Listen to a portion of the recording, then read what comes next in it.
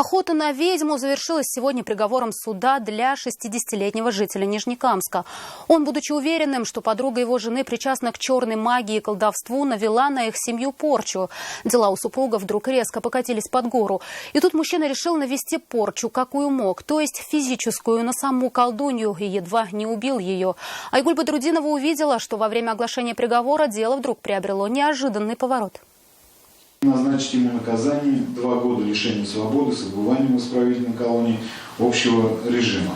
Приговор стал полной неожиданностью и для потерпевшей, и для супруги подсудимого. Первая ожидала более сурового наказания для борца с магией и колдовством. Год назад 60-летний мужчина подкараулил коллегу своей жены, уверенный, что она навела порчу на его семью. Несколько раз ударил заточкой в спину и изрезал лицо. Убивать не хотел, уверял он на протяжении всего следствия. Хотел напугать. Суд поверил, статью покушения на убийство переквалифицировал.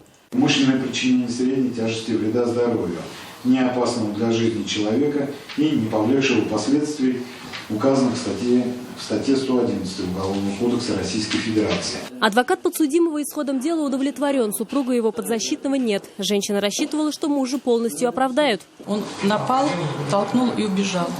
А статью шьет, что кого-то бы его приостановили, что ему не дали делать убийство.